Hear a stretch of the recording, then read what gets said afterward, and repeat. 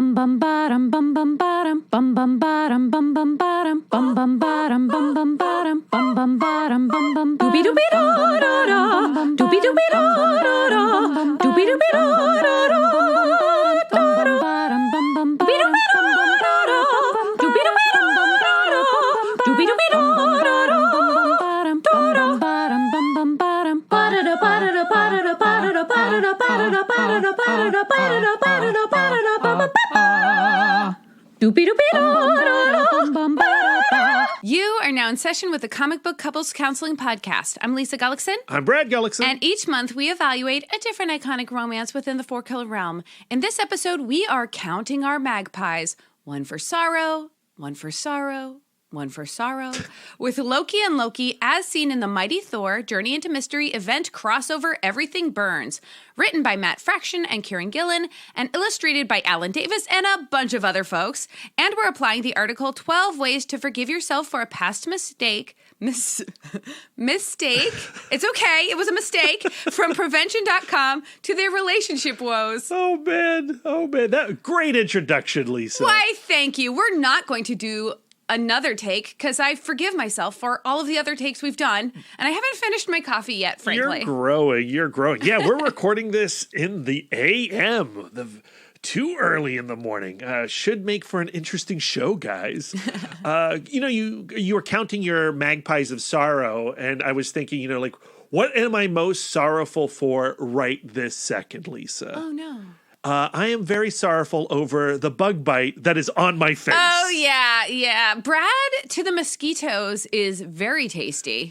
And normally they go for the legs because I like wearing my cargo shorts. I like reading out on the patio. He's got some tasty gams. But we've recently decided, let's get some bug spray. My legs have been tortured by these beasts. Let's spray up those legs. So that's what I did yesterday. I sprayed up my legs. I sat outside. I worked on the porch. I did all my writing on the porch. I did all my reading on the porch. And then apparently one mosquito landed right on my jawline. And I am filled with so much sorrow, agony, despair. It's the worst bug bite I've ever had.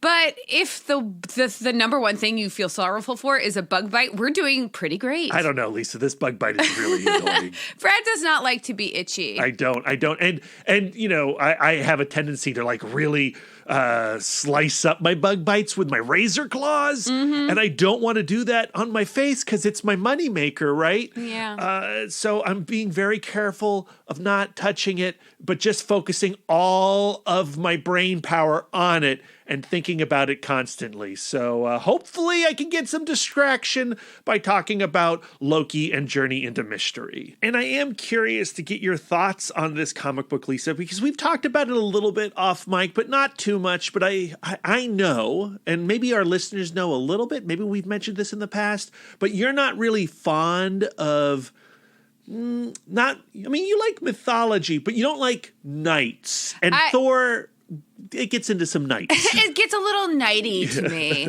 Fantasy is not my genre, and it's hard for me to get emotionally engaged in a quest where it's just like, you have to move this object to here, and then you have to have audience with this, magical thing. And I'm much more of like a character person. And of course there are exceptions. Like there are beautiful and wonderful fantasy stories that I hold near and dear to my heart. Like Lord of the Rings. No, I don't enjoy Lord of the Rings. Yep, I'm getting that on the record, people. Lisa's anti-Lord of the Rings, even the movies, which are so good. Anti is strong because if you love Lord of the Rings, that's great for you. You don't want to make enemies today. No, but it's not really magical stuff. I don't know. It's hard to explain. It doesn't connect. I know it when I see it, where I go like, I know what this is. Knights. I don't want to see a person in chainmail. I don't want to see anybody on a steed. But we just watched The Green Knight with Dev Patel, David Lowery's new film, and you liked that. I love Dev Patel. I think that he is only getting dreamier with age. Yeah, that's a fact. And in this film, it's so beautifully shot and so stylistic. It's a feast for the eyes. So pretty. And there's a lot of symbolism for me to pick away at. It's a story about putting selfish caution aside so you can really step up and be a hero. But am I going to be talking about Green Knight as one of my favorite films of 2021? No? I don't think so. Yeah, I mean, that's fair. That's fair. Like, I think it's because has all of these arbitrary rules where they introduce new elements of like, oh, you have to get the head from the bottom of the lake. I don't know. I don't know. I think a lot of genres have arbitrary rules or have a particular narrative that they travel upon. I think it is fine, Lisa, for you to say like, knights, medieval stories, mythology, fantasy is not your bag. The way that you would say, like, I don't really like gangster films, they don't do it for me, or I don't like musicals or whatever. Like, everyone has the thing that just does not connect with them emotionally. And for you, you struggle with fantasy. I do. And in particular, medieval knights and Arthurian legend, which I have accepted. I still love you.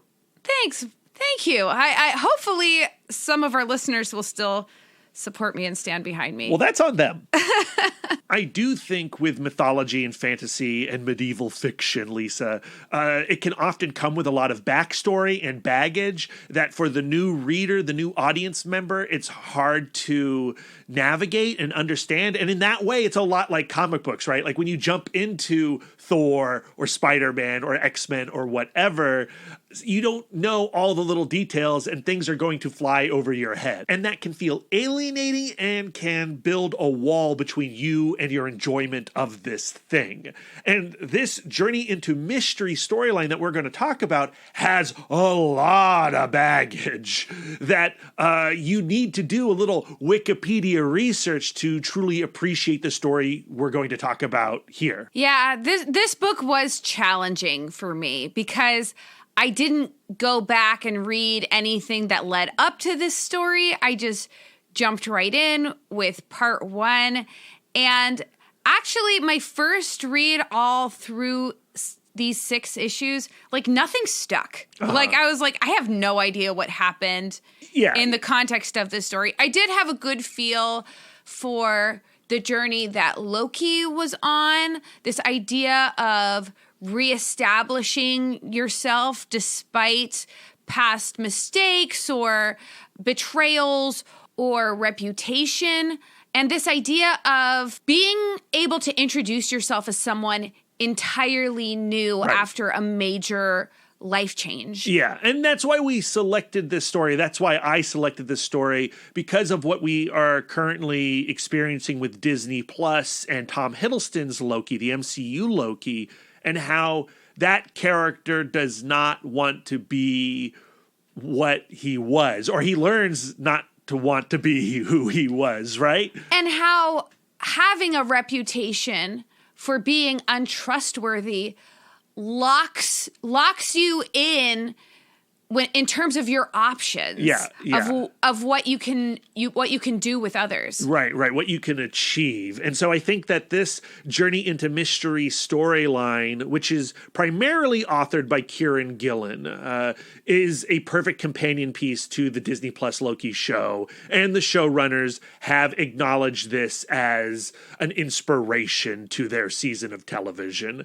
And I'm actually glad that we're tackling this comic now after having watched all of Loki, right? Because normally these one-pod stands that we pair with Disney Plus shows, we do it right at the premiere date, and so we don't have that stuff percolating in our head. And we're not going to make this all about Disney Plus's MCU, but like it's just... I think it's very obvious once you've seen the entire arc of season 1 of Loki how well it goes with Journey into Mystery, Kieron Gillen's story. What we have here is a tale of 2 Lokis. There's the classic Loki, the evil Loki, the Loki that's on the cover of Avengers #1, and there is Kid Loki, the resurrected Loki, the Loki who does not want to be the Loki on the cover of Avengers #1. And we've put them in our waiting room. They are waiting for their session to begin, but before we can finalize their analysis, we got to delve into some serious context, some of that Wikipedia research that I did, so we can understand this somewhat convoluted comic book run. I am actually really curious to hear this, because I'm just, like, I read that story cover to cover to cover to cover, and I was just trying to use context clues, like, to figure out what happened. It's like, hard. What does it mean? It's hard. I can understand why you struggled there, because a lot of this story deals with the fallout from Marvel's Fear Itself crossover, which came out in 2011, about a year before Everything Burns. And where Everything Burns involves merely 2 titles crossing over, The Mighty Thor and Journey into Mystery, Fear Itself was its own maxi event series, plus a whole bunch of spin-off tie-in titles. Basically, it was the 2011 version of Marvel's Civil War, or the more recent King in Black. Fear Itself was also scripted by Matt Fraction. We seemingly can't escape this guy lately here on the podcast, having been discussed recently in our Fantastic Four series, as well as Sex Criminals and our Spider-Man episodes. Obviously, the title is a reference to the famous Franklin Delano Roosevelt quote, "The only thing to fear is fear itself." But the basic premise was that Odin's brother Kol, who goes by the grim, slithery moniker The Serpent, lays claim to Asgard. He takes on not only their armies, but the warriors of Midgard as well, meaning the Avengers, and he attacks them by turning their fear against them.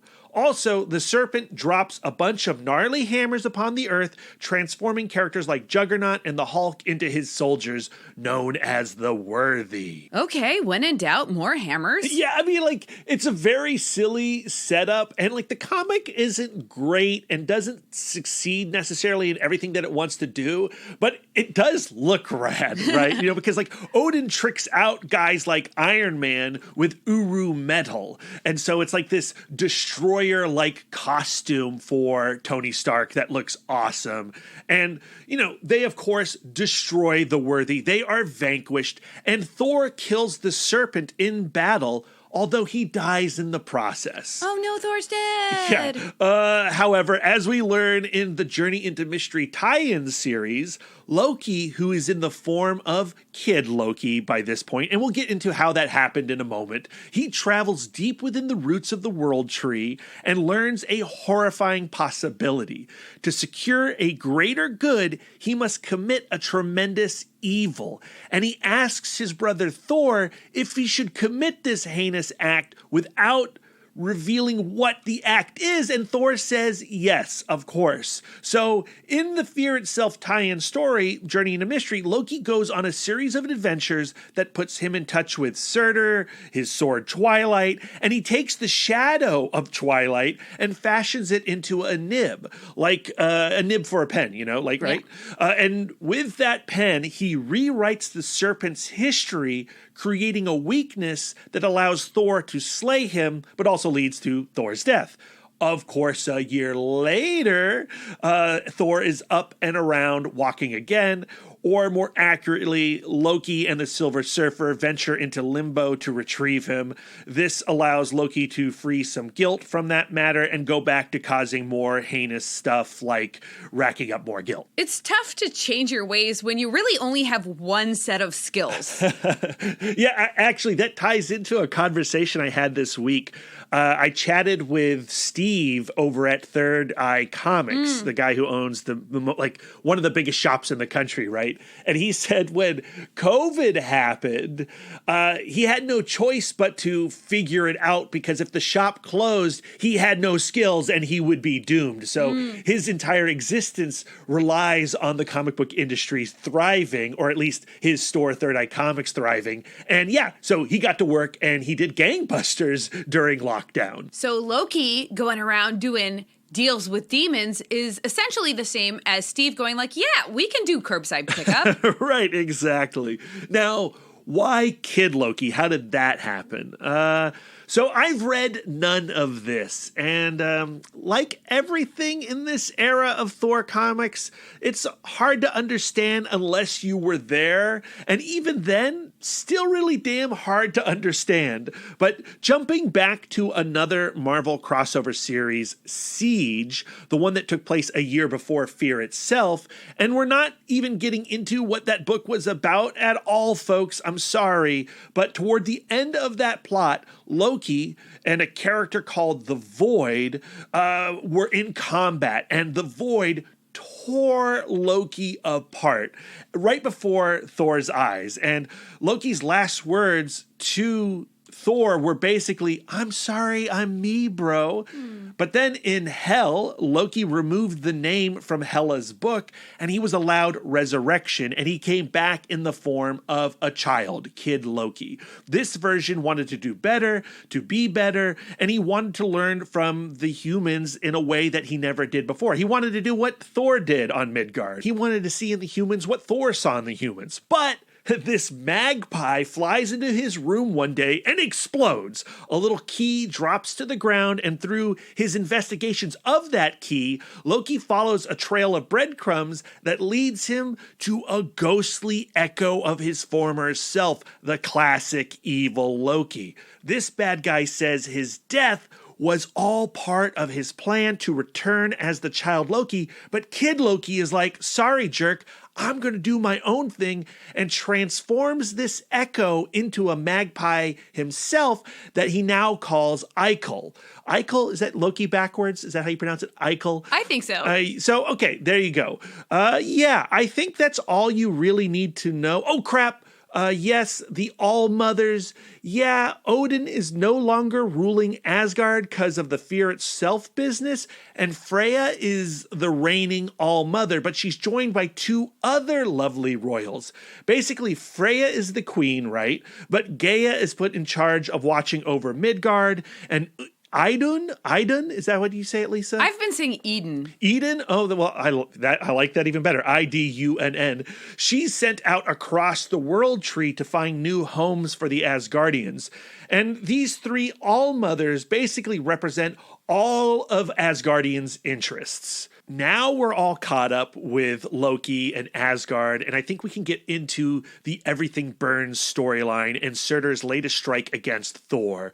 But before we can do that, of course, we got to talk about how we're approaching this troubling internal war occurring between Loki and Loki, because we're not professional psychologists, we're comic book nerds, and we need help. Lisa, who's our love expert this week? For this one pod stand, we'll be referring to an article by Ellen Michaud entitled 12 Ways to Forgive Yourself for a Past Mistake, published February 13th, 2019 on prevention.com. I'll try to put that in the show notes. I did provide, if you scroll down in our notes, I did put the full link. I can do it. I can remember. It was actually tricky for me to find a good article for Everything Burns, and I shudder to think what my Google algorithm thinks of me, because I'm typing in how to rebuild trust after a betrayal, how to regain trust with yourself, with your family, with your brother. Google knows all about your dark secrets at this point, Lisa, thanks to this podcast. I just imagine someone in their cubicle at Google going like,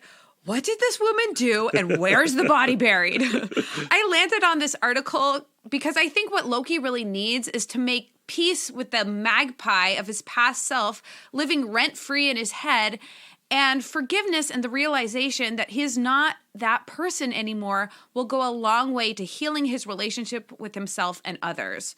Ellen Michaud is an award-winning Vermont-based journalist who has focused her career on health, psychology, food, faith, and travel, and she spent 7 years as editor-at-large at Prevention magazine. For this article, she spoke to psychologist Fred Luskin, PhD, director of Stanford University Forgiveness Project, one of the largest, if not the largest, intervention study on interpersonal forgiveness.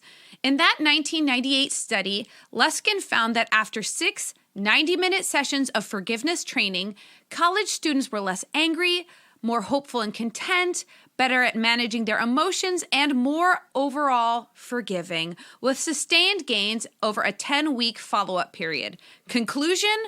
Our forgiveness muscle is one that we should be pumping on the reg. Forgiving yourself, though, is its own kind of practice that we should all spend some time with. We all have actions in our past that make us flinch, blush, and feel generally squidgy about, whether they are huge, life-altering mistakes or casual, unthinking slights. We would all feel better if we could just move on. What's the biggest obstacle of self-forgiveness, Brad? I don't think you need a PhD for this one. Oh, man. Well, when you set it up like that, Lisa, I am going to fail. But I think it's self, right? Isn't that the biggest obstacle to self-forgiveness? But, like, what do you feel inside your tum-tum when you can't forgive yourself? Shame, regret? I think you've got it. The answer is guilt. Yeah, okay, guilt. Okay, yeah, sure. We all carry around guilt and even consider it part of our penance. I've done wrong, so now I'll pay for it by having a sad periodically for the rest of my life. Yeah. But guilt is actually not all that productive. There is a whole section in the article about the price of guilt, but it can be condensed down to that it makes those around you miserable and will make you sick. The best thing you can do for your loved ones is process your emotions and take care of yourself so that you can be your best for them. We have all heard about the physical ramifications of negative emotions. Being heartsick will make your body sick. To forgive yourself doesn't mean that you forget. Take the lessons with you, just leave behind the pain. This is a quote. Forgiveness is a tool to face what we've done in the past, acknowledge our mistakes, and move on. It does not mean that you condone or excuse what happened. It does not mean that you forget, says Leisten. There's a season for our suffering and regret. We have to have that. But the season ends, the world moves on, and we need to move on with it. Drum roll, please. What we've all been waiting for, the 12 ways to forgive yourself. In the interest of not just reciting Michoud's article, I'm going to get into the steps that I think will come up in our session with Loki. And again, we'll have a link in the show notes so you can go look at them right now. Number 1 is super interesting to me, and that is categorize the offense. When dealing with guilt, we try mostly just to forget, but by thinking objectively about what we did, we can gain some emotional distance. According to Leisten, there are 4 categories of offense, all of which I think has to deal with guilt that Loki is carrying. The first is that you fail at some major life task, such as being a good brother to Thor and a good son to Freya. The second is that your actions have hurt someone else, which we're seeing the fallout from throughout this book. Literally everything is on fire. The third is you've hurt yourself by the way you've led your life. Like, he's caused himself a lot of personal sorrow. He doesn't have many close relationships because of his past behavior. And the last is that you didn't do something that you thought you should, which I think he addresses as part of the Leah storyline. He created her as a fiction out of whole cloth, but then didn't give her the happy ending that she deserves. We're skipping numbers 2 through 5 on the greater list, but they mostly relate to the idea of thinking objectively and doing a sort of inventory of the guilt you would like to forgive yourself for. Your feelings, the hurt you caused yourself and others, and what you really want. Number 4 is interesting because it is recognize unrealistic expectations.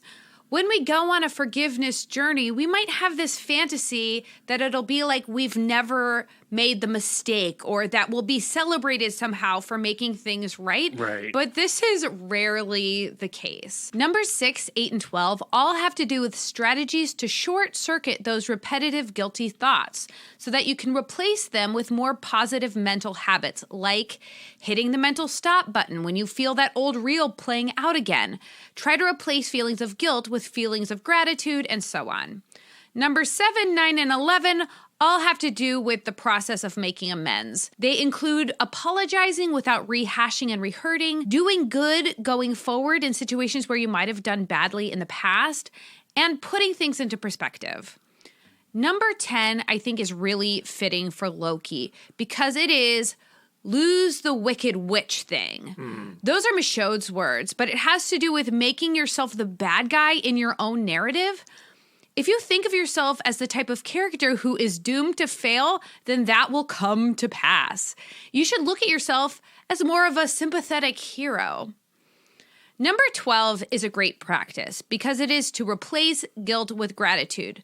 Gratitude for the lessons you've learned, the people you love, any privileges that you have. Just make a habit of walking into new situations and identifying things you should feel grateful for. And that's the list. That should serve as something of a starting point for Loki and Loki.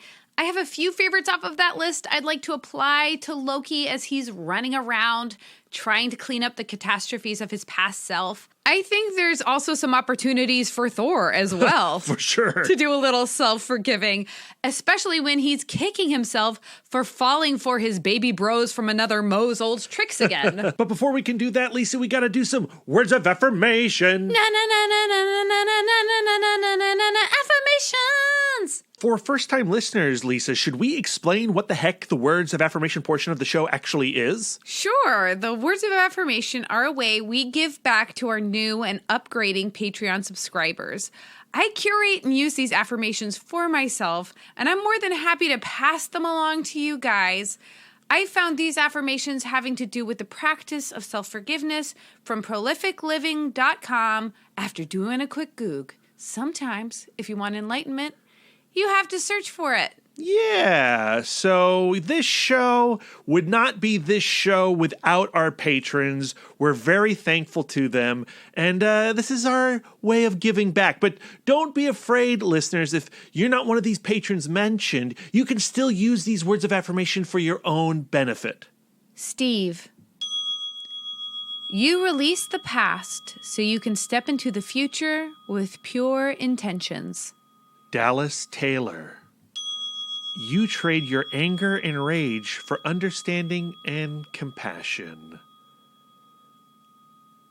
That last one, I am really going to fold into my own thought process, something that I have been struggling with during the editing sessions of this podcast. A lot of that editing rage or anger really is frustration. And yes. Frustration is such a complicated emotion. And it's an emotion that I have trouble dealing with as well, where you just feel that pressure inside and you just have to like, ah! You know, I mean, I've been trying to incorporate, Bruce Lee's "Be Water" as a mantra.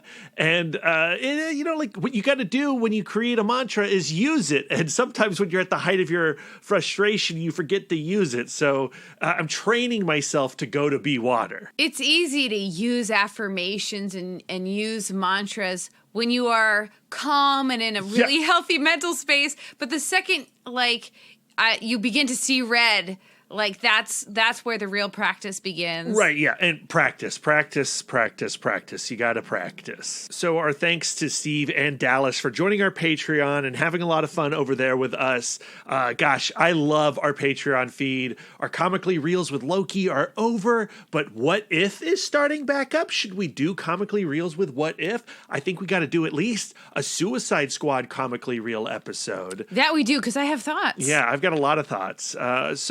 We do realize that not everyone can afford to be a patron, and we appreciate that. But if you want to help in another way, you can always reach out via Apple Podcasts, leave us a 5-star review. Those ratings really do help us reach more listeners. And obviously we thrive on words of affirmation, and we need them as much as anybody. That we do. Oh, hell. That's hell with one L, not two. Because otherwise it would be, oh, hell. Yeah, right. This is just, oh, hell. Oh, yeah. hell. Yeah. Oh, hell. Everything Burns is the crossover event taking place in the Mighty Thor Volume 2, issues 18 through 22, as well as Journey into Mystery Volume 1, issues 642 through 645. They're scripted by Matt Fraction and Kieron Gillen, illustrated by Alan Davis, Carmine, Giandomenico? De Giandomenico. That's why we have you here, Lisa. Stephanie Hans. The comic is inked by Mark Farmer, Stephanie Hans again, Barry Kitson, and Jay Leisten. Colored by Javier Rodriguez, Stephanie Hans again, Chris Sotomayor, and Wil Quintana. And it is lettered by VC's Joe Sabino and VC's Clayton Cowles. This may seem like a stupid question, but what does VC stand for? I honestly had no idea until you forced me to look it up, Lisa. I just assumed that it was a lettering company. And yes, it turns out that's correct. Virtual calligraphy. See, look how much smarter we are. Yeah, I appreciate that. So here is the plot synopsis for Everything Burns, taken straight off the paperback. The gods will be turned to ash. The world tree burns as the forces of Surtur, Lord of Muspelheim, scorch the 9 realms with the irrepressible blaze of war. Loyalty to blood stands above loyalty to realm as the warriors of Asgardia and Vanaheim battle one another while the ever-hungry flames of rebellion feast on the destruction. And in the heart of conflict stands a boy. The plots and schemes Loki set into motion during his adventures across the 9 realms come to an explosive conclusion that brings the legendary heroes of myth to their knees. When the god of thunder, Thor, falters in battle, will placing his trust in his beloved brother Loki, the boy god lord of mischief, be Asgardia's salvation or its undoing? A little bit of both, it turns out. Yeah, it's complicated, as it always is with these Asgardians, but I think it's time to get our 2 Lokis into session. Come on in, guys. Let's get on the couch and let's discuss. Actually, for clarity's sake, should we be referring to them as Loki and Loki? Because I realize that's like the heart of this conversation, is that this is a person grappling with the acts of their past. But at the same time, I think conversationally, it'll be confusing to say, like, yeah. I feel like, when you have 2 kids, like when there's another Brad and you have to be Brad G. Yeah, right. So for clarity's sake, when we are referring to Kid Loki, we're going to say Loki. And when we are referring to classic Loki, we're going to say Ikol. I think that works. Yeah, I like that too. So I think we should start in Broxton, Oklahoma, Midgard. Things are, a church is burning, birds are falling from the sky, and Ikol is on Loki's shoulder reciting a rhyme. He says, he's counting magpies, 1 for sorrow, 1 for joy, 1 for girl. And he goes on to say, like, you know where the humans get it wrong. Magpies, when they're in a group, they're not actually a group. Every magpie is still utterly alone. Yeah. And so magpie always stands for sorrow. And I think this is Ikol trying to get into Loki's head to isolate him from his family and reinforce this idea that you are, in fact, alone. You might be part of Thor's family in name somehow, but you're always going to be full of sorrow. You're always going to be a singular entity with which no one can sympathize or empathize. Right, and where Loki is at this point, he is trying to be part of a community. When he stole Surtur's Twilight Shadow to rewrite history, to save the day, he was trying to show that he could do good for Asgard and for Midgard. Like this was his act of like, I am part of the group, the team, the community. And Ikol's saying that's impossible for you because that is how Ikol sees himself. He is the lone wolf, the lone magpie. I also think that Ikol sees Loki as his way back into the world and back into power. So this is a manipulation. Yes. If you're going to manipulate someone, you make them dependent on you and thinking that you are their only ally. Yeah, and as we see at the end of this series, Ikol is playing an evil game of chess.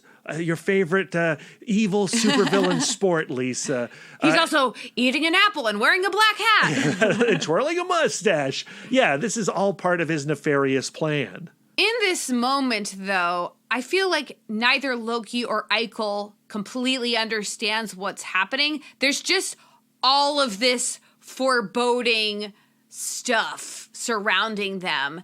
And Loki goes like, Ikol, did you do this? And Ikol's like, I don't know. Kind of seems like the thing I would do. Kind of seems like you are somehow responsible for this. And I think that goes back to the being the Wicked Witch, where like something's going awry And, it has to be something that I started because I am the source of all sorrow and pain and inconvenience and frustration. Right, and what Everything Burns is about is even these good acts that he supposedly did were creating chaos in the future, the hell that they are living now. But I think the parallel storyline about Freya and Gulliveg and Acer and Vaynor and all of the distrust between these two peoples united under one Asgard establishes that there are other incendiary elements that are fanning this flame of rebellion and discontent. It's not just because of Loki. Yeah, some of Loki's actions did instigate certain things, but all he was doing was putting an ember on something that was already highly flammable and so tense. Right.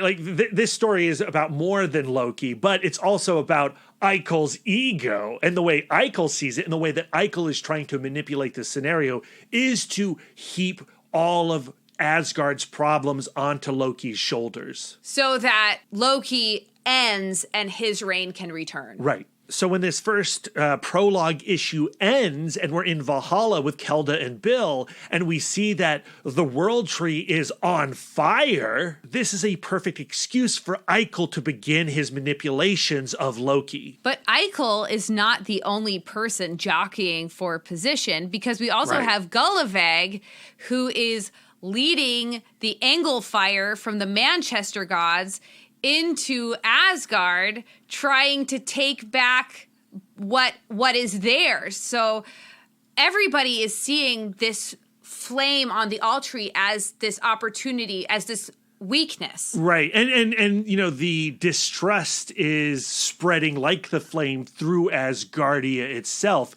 And Volstag's not sure if he can trust Freya. And Hogun's like, oh, how dare you say anything about Freya? And Sif is like, well, I see Loki over there, so how can we trust anything that's happening? Exactly. Yeah. So there's a deep poison in Asgardia that can't all be traced back to Loki or Ikol. But when Loki sees those angle fire, he goes like, uh-oh, Thor, we've got to talk, because he feels responsible for the existence of these like large flaming robot things. Yeah, like the Manchester gods from Otherworld, they represent urbanization, the Industrial Revolution. They're supposed to be the physical manifestation of the cognizance of all of Britain. It's something completely... Otherworld. Yeah, yes. That's where Excalibur and Captain Britain happens, Lisa. Lots of wild comics happen in Otherworld and are affecting Krakoa right now in all the X-Men titles. But they're also being fueled by the flames of Surtur, which Loki also feels partially responsible for. So the next scene we get is Thor reeling after this massive info dump / confession where Loki explains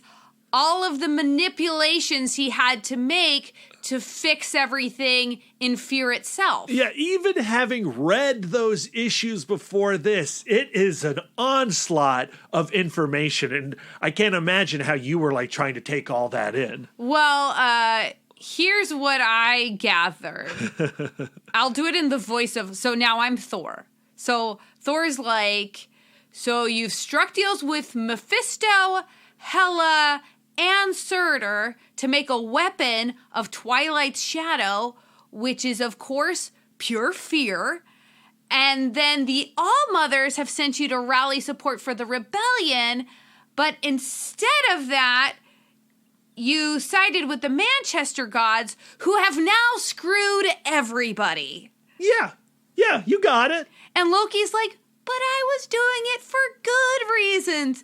You do things for good reasons. And Thor's like, yeah, but not like that. And also, you told me to do it, right? Like, Thor said, like, you know what? I would commit a greater evil to achieve a greater good. And Thor is, like, exhausted, like, have you done anything else? And Loki's like, yeah, well, I kind of made Leah out of Hela's hand, and they've been rejoined, and they're both gone. And I freed the Desser, and but now they've joined Hela. And one more thing, I also freed the Hell Wolf. Oh yeah, and accidentally let him mate Mount Garm. Yeah. And that's where my dog Thori came from. But guess what, bro? Named him after you. Yeah, Thori is one of my favorite spin-offs from Journey into Mystery. And what Jason Aaron goes to do with Thori in his Thor run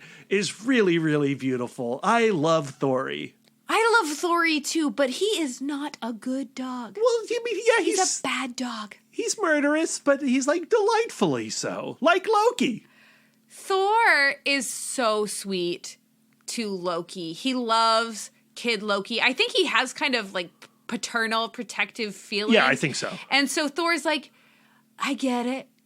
You're the god of chaos or whatever, mischief. Let Big Brother take care of it. I'll get this all straightened out. Yeah, but then of course Loki is like, behind your back, I'm also going to straighten things out by making them way worse. I'm going to throw you in some lava. Just lightly throw you in some lava. Loki's deadly sin really is what you mentioned earlier, his pride. Because he never goes about anything exactly the way he's been asked to do it. He always feels like he has to think his way around a situation or spin the situation. He can always improve something. Exactly. And he's only improving it for the present moment. And he is always serving the Loki in the present. And he doesn't really notice that he's really making things terrible for future Loki. But great for future Ikol. It just leads to a lot of plate spinning. Right. So, Thor and Loki then go to Otherworld to talk to Wilson, who is ruling over it at the moment. And they're like, you gotta break your deal with Surtur. And Wilson's like, if I break my deal with Surtur, my kingdom is in ruin because I need that fire. And Thor starts yelling at him and goes like, you realize if Asgard falls, everything falls. The entire existence of the whole world. And Loki is like, whoa, Thor, you can't be that mad at Wilson because I am partially responsible for this situation because I'm the person who freed Surtur. Yeah, Loki is just delighting in taking blame. Well, I think that he has this narrative in his head that I am this great mastermind. I am the villain. Right, I am the bad guy. Which is being massaged by Ikol. Exactly. But at the end of this story ends with Wilson going like, okay, I guess I don't want all of existence ruined, so I'm going to stop plugging in my iPad to Surtur's Hellfire. So I wonder if Loki had not stepped in at that moment and accepted partial responsibility, if Thor would have scared Wilson or convinced Wilson to go like, okay. I mean, yeah. Deals with Surtur are generally bad. Considering where it ends up, you're probably right. Yeah, I think Loki threw himself on a grenade unnecessarily. Yeah, he's saying like, Thor, you've forgiven me, so you have to forgive Wilson, and therefore nobody is accepting responsibility for the terrible things that they've done, and nobody's really making amends. Everybody's just trying to make it right somehow without ever going back on anything. Yeah, but that's because everyone is acting in secrecy, okay? So back in Asgard, Volstagg has been delivered this magic mirror iPad that shows All-Mother conspiring with Loki, who is conspiring with Surtur, and now the truth is out, or at least a portion of the truth is out. The truth is never out, and that's the big problem. And Thor is brokenhearted because he thought that he knew the sum total of everything that Loki was up to. And so by that omission, the omission of that circumstance, now everything that Loki said to make it right in the previous scene is now null and void. Yeah, Thor, Loki is never going to tell you everything, okay? I think everybody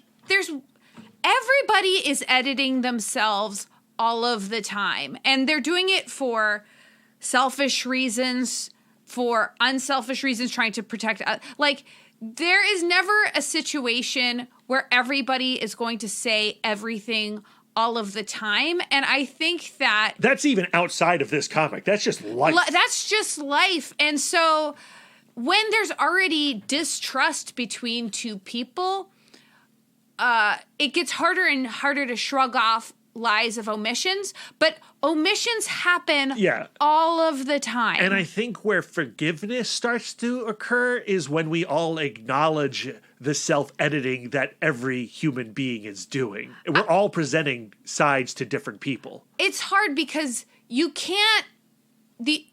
never actually start with a clean slate, because Thor is carrying so much hurt and scar tissue from his entire relationship with Ikol / Loki. So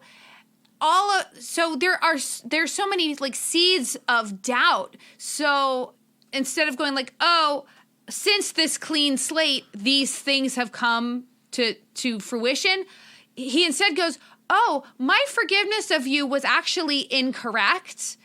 My doubt of you was actually the whole truth. Yeah. So Thor also self-editing. Thor is also humiliated because he is throwing himself and staking his reputation on Loki being a changed person and Kid Loki being this completely different and separate person from his Ikol past. And now Loki's just embarrassed him in front of all of his friends. It's embarrassing. This issue ends with Fandral going like, well, now we have to arrest the All-Mothers.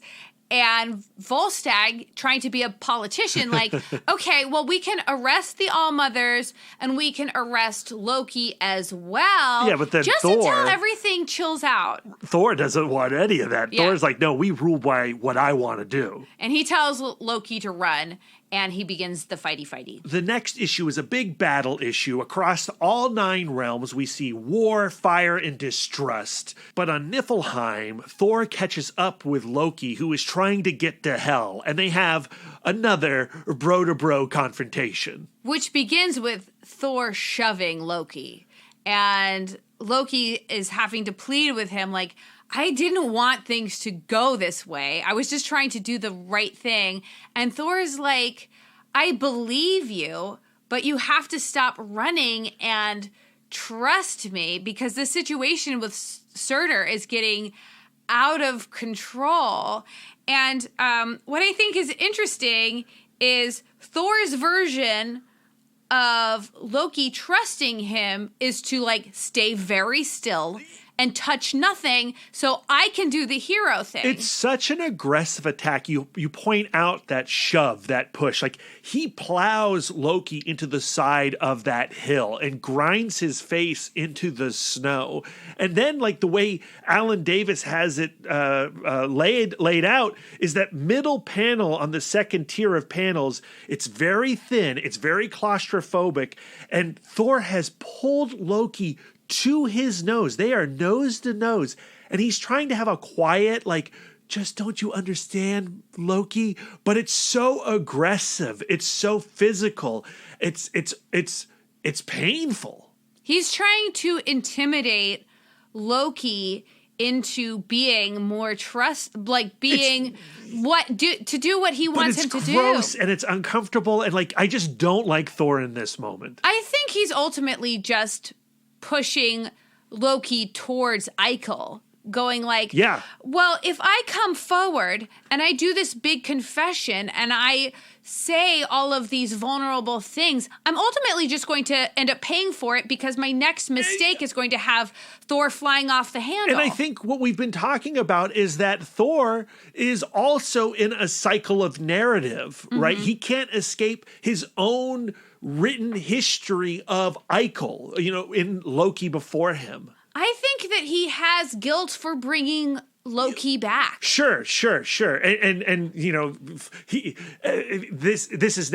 now taking the blame of Loki onto himself, which is something that Thor has written into his narrative. Meanwhile, in Muspelheim, we see something that Loki has written into the narrative, coming back to haunt him. Because it turns out that Leah has been this herald conspiring with Surtur to get her revenge on Loki for some reason. Right. So Leah was this fabrication that occurred when Loki was writing the serpent story with the nib made from Twilight's shadow. And so he wrote her, but he never wrote a future for her, just this sacrifice that occurred with the Manchester gods. But here she is back wanting revenge for that lack of story. But they're kind of like the same coin, or two sides of the same coin, right? They can't resist their sort of like BFF attraction, because when they finally meet up and confront each other in the next issue, they end up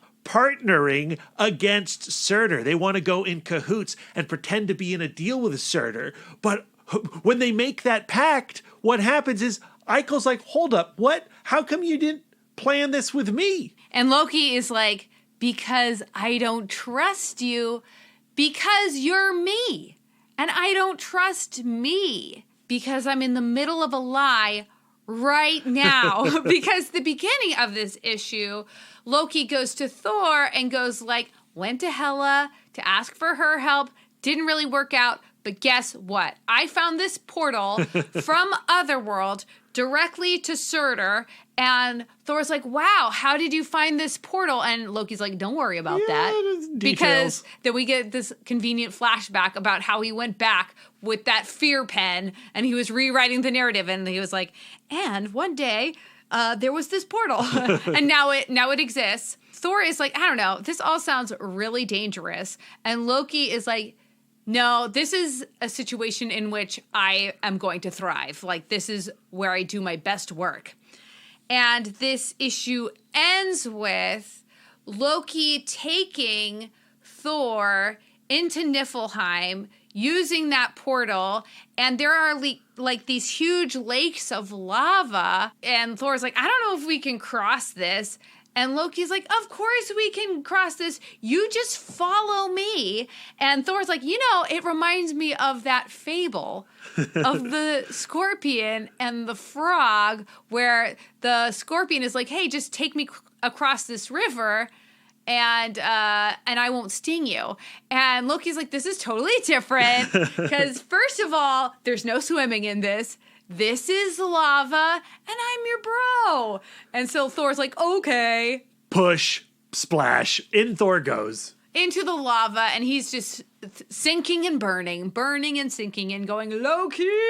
You gotta remember, though, Thor on Niflheim pushed Loki literally into doing this during that conversation where he ground his face into the hill of snow. Thor was essentially telling Loki that he was useless, that there was nothing he can do in this situation. And Loki is like, I'll show you. Exactly. He is only given room to do one thing, which is sneak around Thor's back. Oh, man. And in the next issue, there is some really delicious sneaking. And I'm so glad that Alan Davis is there to illustrate it, because Loki goes to have a conversation with Surtur. And, Surtur still thinks that they're in cahoots together. But while they're like conspiring, once again, Loki makes a play for Twilight's shadow and grabs the thing behind his back and then skedaddles. What I think is really interesting in that scene is how Surtur describes his plan playing out. Because Loki goes like, hey, I love betraying people. What can I do to make sure that I betray everyone? And Surtur says like, well, make sure that everybody has what they think they need to be ahead. Yeah. Because the only reason the Aesir and the Vanir are united under Asgardia is because they are both, for one reason or another, distrusting and afraid of each other. Right. So the second either side feels like they have the advantage, chaos ensues. So if everybody thinks that they have the advantage, then literally the entire existence burns. Right, but like also like Loki should be paying attention to those words too, because he thinks he needs Twilight's shadow here, so he thinks he has the upper hand. But like Surtur says, like, if you think you have the upper hand, maybe you don't. God forbid everybody get exactly what they want. Thor, on the other hand, is sinking under this lava that's also somehow the essence of Surtur, which makes it even more So gross. I don't want to be floating in anybody's essence. And he is beating himself up for being there because he's going like, man, if Loki was here right now, I would just smack him with my hammer for making a fool out of me again. And I'm such an idiot. Loki is as Loki does. And why has Loki betrayed you, his last defender? Because Loki is only in it for himself. And he's just being consumed by demons and drowning in these flames. And then Loki has the gall to visit him in a vision. And Thor's like, WTF, bro. And what does he tell him? He just says, like, just let yourself drown. Just keep drowning. I love Loki. Thor's mental state just goes to show how deep betrayal cuts. Like, one of the worst ways you can hurt someone is to betray their trust, because when you do that, they also go like, I am partially responsible for why I'm hurting because I am the kind of idiot who fell for it, right? So no longer, Thor can no longer trust Loki, and he can also no longer trust himself and trust his judge of other people's characters. So this would be a great moment for Thor to hit that mental stop button and go like, I am now succumbing to repetitive thinking. He's just going like, I'm an idiot. I feel bad. Now I've by my trusting him, I've contributed to all of this destruction. And I think it would be pretty tough to change to a mental state of gratitude. Like, what am I grateful for at this moment? Especially when you're in lava. My hammer. My mom, who's right now sitting in a cell. But I do think that, like, if he is going to die in this moment, it would serve him to begin to forgive himself and think, I would rather die having dared to love my brother than to live a life of distrust. Well, in the next issue, it's Loki's turn to understand betrayal because they're on the run from the Hellhound, and he hopes that Thori, his good dog, will lead the Hellhound away from him. Thori offers to do it. Right. Thori's like, give me your glove. Right. I'll lead Bad Daddy away from you. And then you have this great scene in a cave between Ikol and Loki, where Loki is tearful that, like, he's afraid that Thori is off to be murdered by his daddy. And he's like, Ikol, why can't you ever sacrifice yourself the way that Thori did for me? And Ikol's like, what are you? You exist. Like, I because sacrificed. Of me. Yeah. You're welcome. You're welcome, kid. And then Chomp, Hellhound, snacks down on Loki because Thori did not sacrifice himself. Thori betrayed Loki to the Hellhound. And that's the last piece of Loki's actions from Fear itself, literally coming back to bite him in the ass. Luckily, Garm with the Desir show up and take him out of that situation and take him to Hela. And Hela's like, that time when I told you I wasn't going to help you, actually, I take that back. I'm going to send you back in time so that you can go to the Library of the Serpent and one more time write in that book and set everything straight. Now, why did it take this long for her to come to that conclusion? I don't know, plot mechanics? Like the next we see Hela after she turns down Loki, she just looks like bored and she seems to find Tyr annoying. Yeah. And so she's like, oh man, if the entire universe is destroyed, I'm just going to be in this room with that guy. Yeah. So she got to a point where it's like, gotta kick the hornet's nest. So Loki goes back in time with this pen that's made from the shadow of twilight, and he picks up where he left off with Leah's story of her saving the world But then he just keeps writing, and he's feverishly writing, and we don't get to see what he writes, but the narration reads, he told his lie to the best of his ability, because in the end, the lie you choose to tell defines you. The lies you cling to because the truth is too horrible to contemplate. The Twilight pen is such an awesome metaphor because we are all writing our narrative with a Twilight pen. We are constantly self-editing. We are trying to figure out who we are and who we want to be. So we're scribbling. And we're doubting ourselves every step of the way. And to complete the metaphor, when Loki is writing with the Twilight pen, he's writing into the Book of the Serpent, and it's becoming literal truth. So while we're in the present moment, writing with our Twilight pens, creating our narrative, at that time, we might not feel like a good and kind person. But if we choose to do the good and kind and generous thing, that will become the literal truth. Yeah, actions become truth. Not whatever this voice you have going on in your head saying you have to continue to feel guilty or you have to continue to feel like the bad guy or the wicked witch. Yeah, ignore Ikol. Yeah. But for this narrative's sake, in changing that, Leah ultimately does not betray him and everything works out. Oh, yeah? Everything works out, Brad? Microphone's off, we're done? Well, okay. I mean, it does say happily ever after, but it gets complicated, like all things with Loki.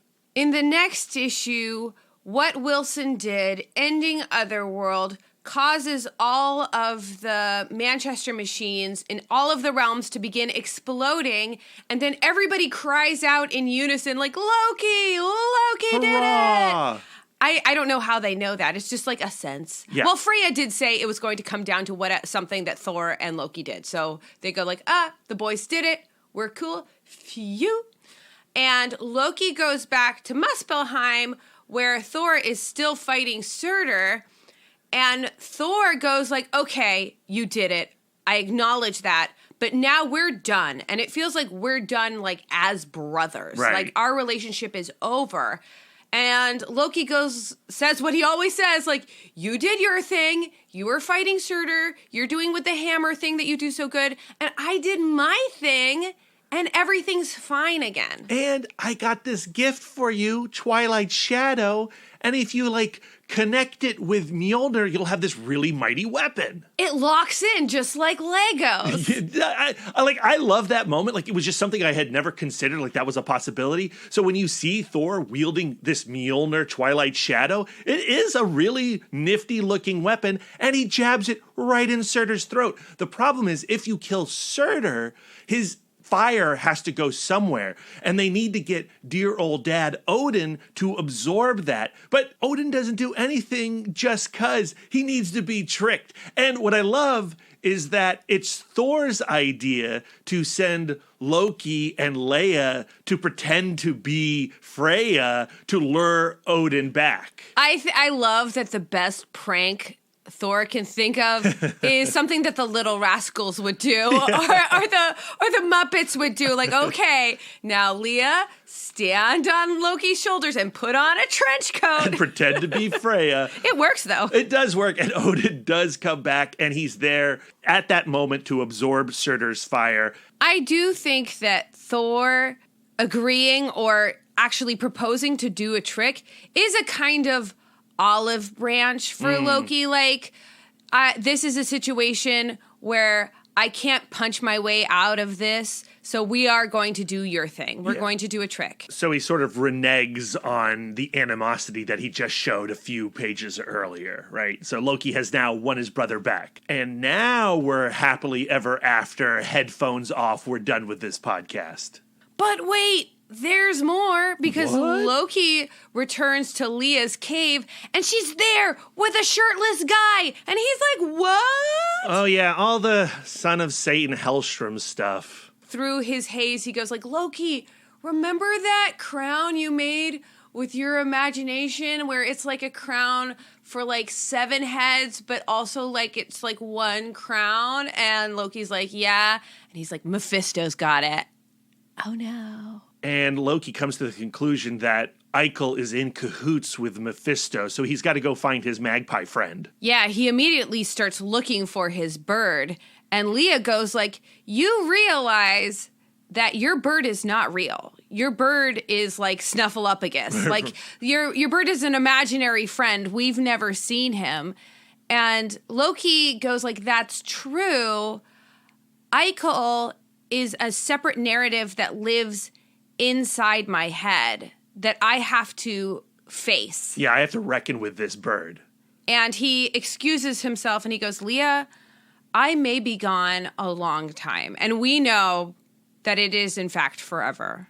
Right. So the afterword of everything burns that occurs in Journey into Mystery is why we did this whole podcast, right? This is the Loki and Loki confrontation. The one man.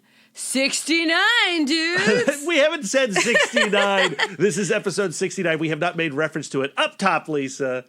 So Loki goes to Ikol, who now no longer appears as a magpie. He appears as his old self again. And Ikol tells Loki, Mephisto plans to put this crown on tomorrow. So the only way for this crown to cease to be is for you to cease to be, because it is made of your imagination stuff. And there's no way you can think your way out of this one because the timeline is just too tight. Yeah, it's such a horrible ending and an unexpected ending. I was really struck by this death of Kid Loki. Was not anticipating it based on the journey that we had with not only Everything Burns, but everything that came before Everything Burns, from Fear itself through Journey into Mystery. But it is a logical, if cynical, end to Loki's story, because throughout this entire Everything Burns event, Loki has been trying to change despite this past. But everybody continues to treat him like he's Ikol, like he's this bad guy who can't be trusted. And because of that, he's had to fall back on his old ways. Like, so even if you try to be this whole new person, your past acts like this mold that you have to fill. And you see that in real life, right? People will shackle you to your history, and sometimes to free yourself of the person you were and the person you no longer want to be, you have to also shed your family, shed your old friends. Like, that is an option that people have. But Kid Loki started this story wanting to redeem himself by embracing Asgard and Midgard in a way he never did before. So in doing that, he was doomed to fail.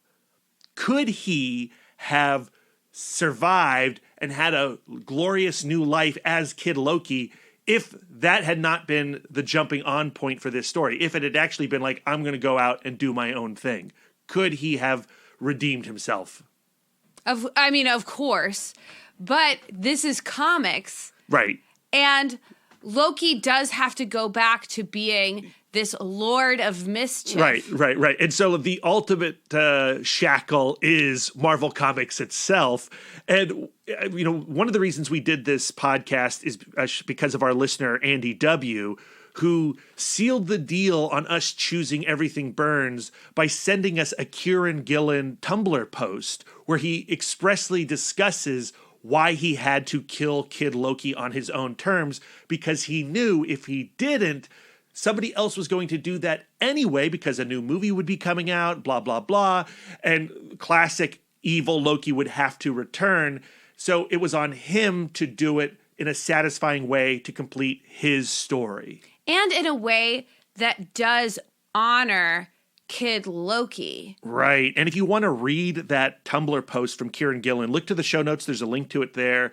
I honestly think that it elevates the story as a whole if you read that article. It turns this particular issue into something way more meta. You realize that the entire Journey into Mystery storyline is this incredibly meta experience, and it's this conversation that Kieron Gillen is having regarding the process of making comic books. And how you kind of are locked in as a writer with your characters, Right. where perhaps in other creative endeavors you get more free reign. Yeah, and that's the beauty and the hell of it. So the way Kid Loki has to cease to be is to essentially release the steering wheel of his brain car Right. and allow Ikol to completely take over. So essentially in doing that, he dies. And Loki, Ikol, says like, well, you know, a dead you is still you. And Loki goes, see, now I'm confusing myself with the two Lokis. Loki goes like, well, you never wanted to change in the first place. Like, the entire reason I exist is because of this conceit that you wanted a second chance. But guess what? I have changed. I am a good person. Yeah, I'm victorious. So I won. And you're doing what you always do. You're trying to grab at power. Therefore, you lost. And you're going to have to live with that after I'm gone. Yeah, and the final pages of this book tripped me up the first time I read it, and I needed you to point it out to me. But when he says you lost and he bites down on the magpie, consuming it, the next page, Ikol is now in Kid Loki's body. And so, Kid Loki's dead. Yeah, Kid Loki's gone. Ikol's in full charge. And he says to himself, damn me, confirming that he knows that Kid Loki was right. Like, he has lost, but this is what he constructed. This is what he's going to play with. And it makes him even more furious at Asgardia, right? At the people who have shackled him to who he is. Now he has some people to direct his pain towards, even though it's the same people he's always directed his anger. It goes back to the first issue where it's like, magpies, it doesn't matter how many other magpies are around, magpies are always alone because they are just serving themselves. And I honestly think that Ikol is so lonely in who he is. Yeah. It's funny having, read Kieron Gillen's blog post, understood why he did what he did, and then going back to articles that were released at the time of this book's publication and seeing all the outcry and frustration of the audience and how this really hurt them. Like, this consumption of Kid Loki was a very painful act to read in the day. And boy, I can certainly imagine it.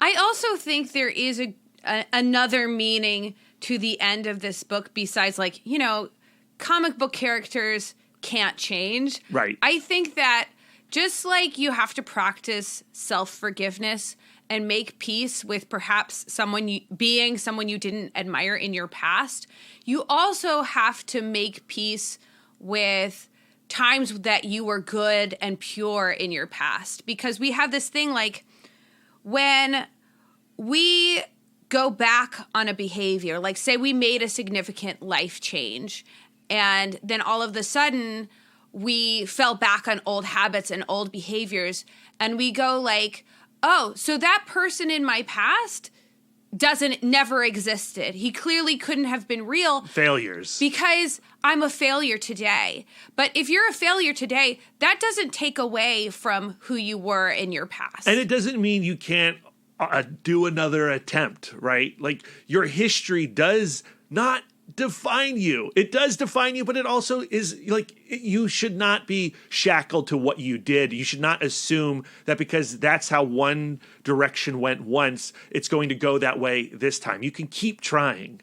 Yeah, like, I'm trying to go like, you are separate from your past. Like, you can't change your past, but you are also not that person in your present. In the present, you are holding the Twilight pen. You are in control. Yeah.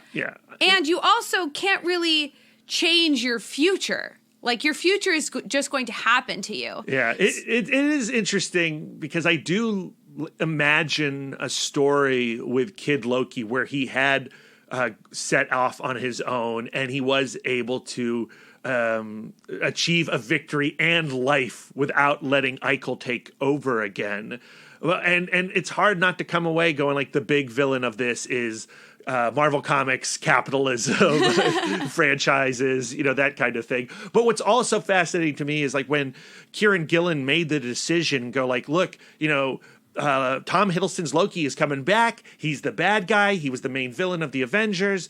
So we have to make Kid Loki go away so that Ikol can take over and we have evil Loki again. But here we are now in 2021, and we just finished watching a Disney Plus series where Tom Hiddleston's Loki went through this exact same process with Kid Loki, and where I see him at the end of season 1 is he has changed, and now because Disney is allowing Loki to be more than just a villain.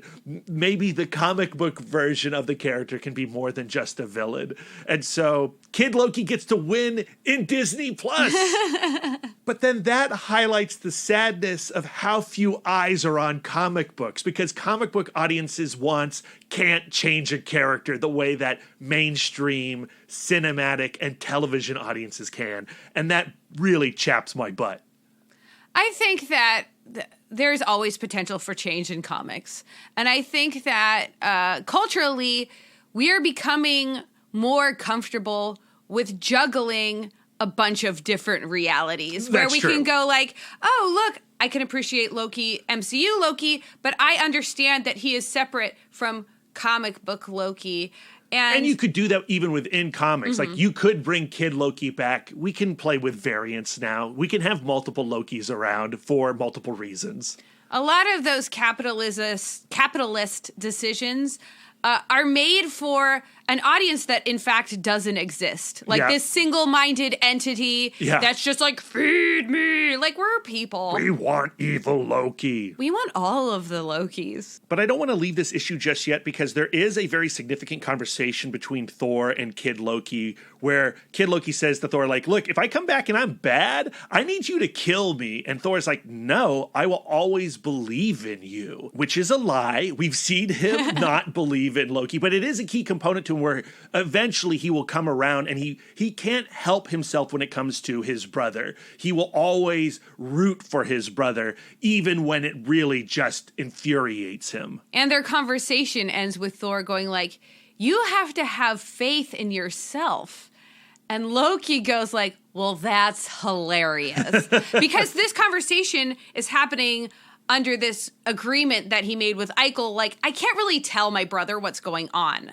Right. So I'm trying to give him this warning, and he can't hear it because I can't tell him any of the specific details. But I think we've all felt that thing where somebody shows faith in you, and you're like, you have no idea the failure I already have planned. Big eye roll. I think we can leave it there. This issue in particular left us with a lot to think about. And I'm just wondering, Brad, what are your takeaways from this adventure with self-forgiveness and Loki and Loki? Yeah, I was thinking about Brene Brown when we covered her on the show and how she talked about how you can be a prisoner to your narrative. And, so often that theme has come back in my life where I think about, well, am I behaving because this is the story I'm telling myself? Or even, when I get frustrated, I have put a narrative into others' heads. I've put a narrative into Lisa's head. This is what Lisa must be thinking. And, ooh, that gets me so mad. I think challenging narrative is important, and freeing yourself of narrative is important. Writing your own story is super important. And you can change a sentence on a dime. Yeah, I think it's just a matter of awareness of, like, I'm holding the Twilight pen. I am writing my story right now. So if I was writing myself as a hero, what would I write? Yeah, and again, reading these last two issues in particular, it's hard for me not to go, Loki, Asgard's the problem. You're not the problem. All these people telling you who you are, they're the problem. If they can't see you as somebody different, then you need to go find new friends and new family.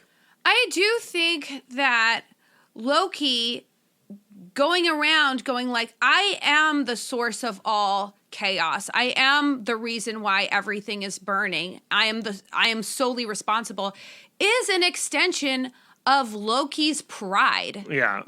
For him to think that he is the linchpin around which all existence,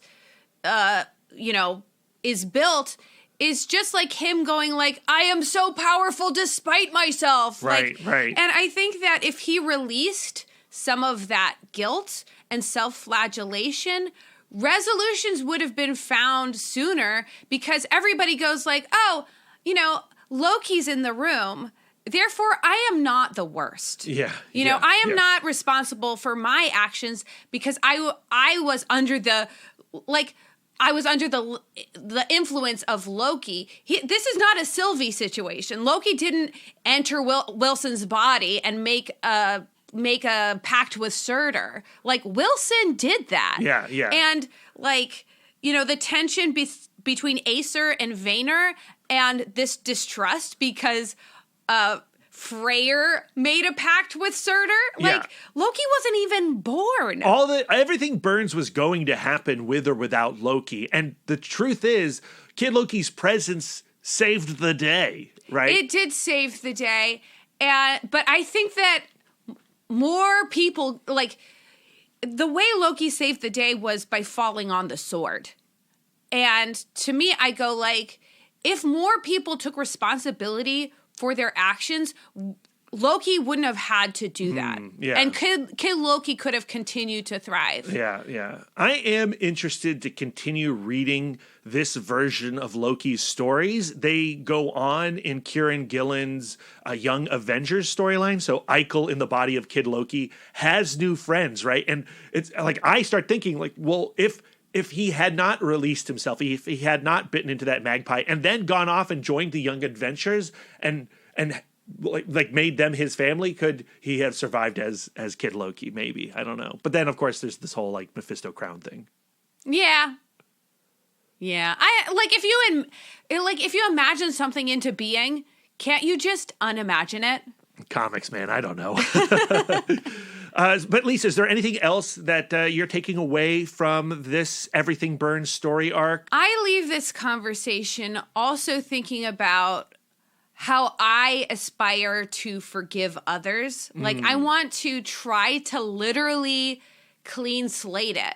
Because a lot of times when you receive an apology and you give forgiveness, in the back of your head, you're going but this is conditional. Yes. Because the second that you do something even related to this slight, I'm going to take my forgiveness back. And I'm going to immediately bring back that old thing that you did. Very true. I've been guilty of that, certainly. Yeah, going oh, somebody betraying me in the same old way is just a justification of oh yeah, so by forgiving you I made a mistake and therefore forgiveness is not forgiveness with conditions. Yeah, right?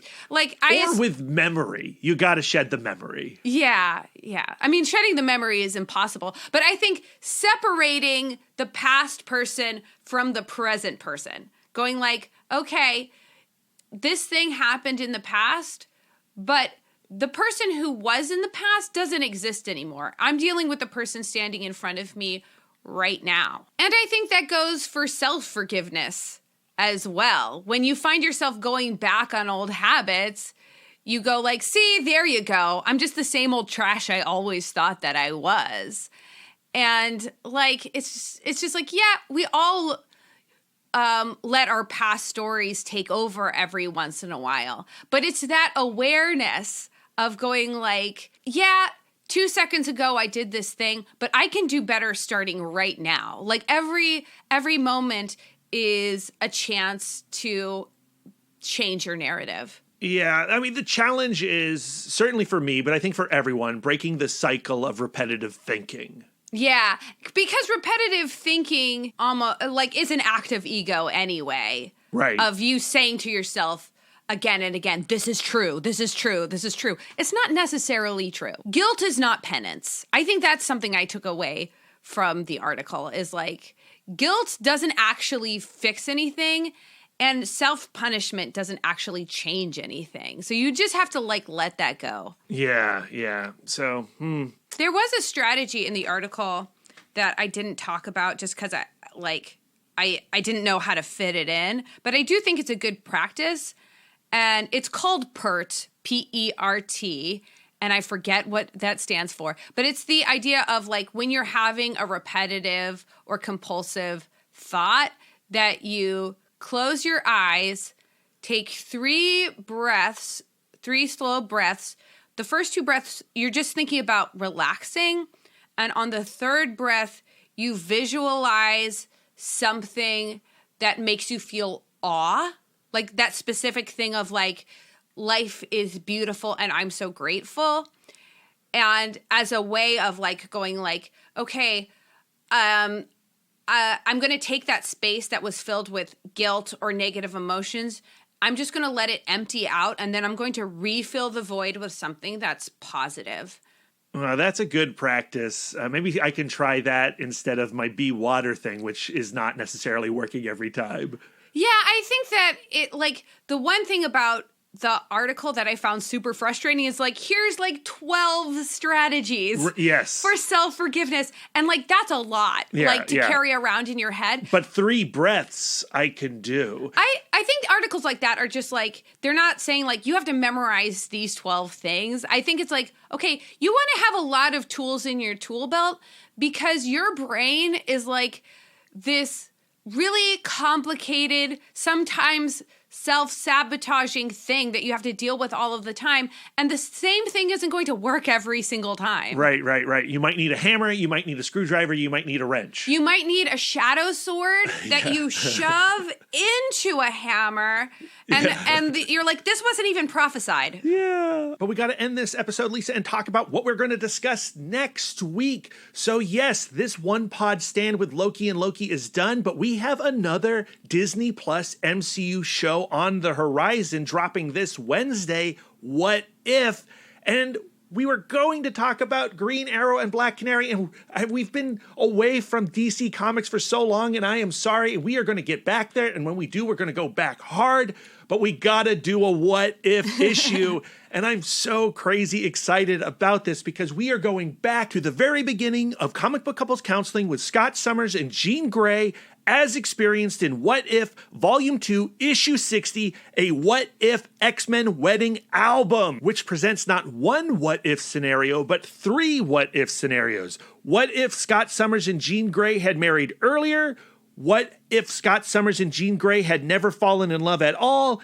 And what if Phoenix had fallen for Wolverine? Very, very, very excited, Lisa. Me too. And we'll have a little refresher on Gary Chapman and the 5 love languages because we're bringing that back as our love expert. It's like Ikol retaking over the narrative. The evil guy is coming back. He's not entirely evil. We love the love languages. Chapman's got his problems. Who doesn't? But Brad, I'm actually feeling a little bit peckish. I feel like I could go for a bite of magpie that tastes suspiciously like my past self. So where can our listeners send their words of affirmation to you? You can find me on all social medias at MouthTorque. If you have words of affirmation for our logo, you can send them to Aaron Prescott at A Cool Hand Fluke. And if you have some words of affirmation for our radical banner art and new show poster, send them over to Karen Charm at Karen_X-Men fan. Lisa, where can our listeners send their words of affirmation to you? I am always accepting words of affirmation at Sidewalk Siren on Instagram and Twitter. If you'd like to spend more quality time with us, you can subscribe to us on Podbean, Spotify, Stitcher, YouTube, Google, and Apple Podcasts. If you'd like to get exclusive, you can join our Patreon, where you'll get more content, including weekly bonus episodes. We have so many interviews over there, you guys. It's incredible. And We've spoke to some amazing people. Yes. So stay tuned. But if you'd like to reach out and touch us electronically, you can email the podcast, cbccpodcast@gmail.com. You can visit our website, comicbookcouplescounseling.com, or follow us on Instagram and Twitter at CBCC Podcast. You can give us the gift of 5 stars on Apple Podcasts, and if you'd like to do an active service, why not write a review of the show while you're there? We are fluent and receptive in all 5 love languages. It really warms our hearts and helps the pod. So until next time, friends, keep your love tank full. And your psychic rapport open. You're probably right. Yeah, I think Loki, what's another word for cock blocked? He threw a wrench cock in.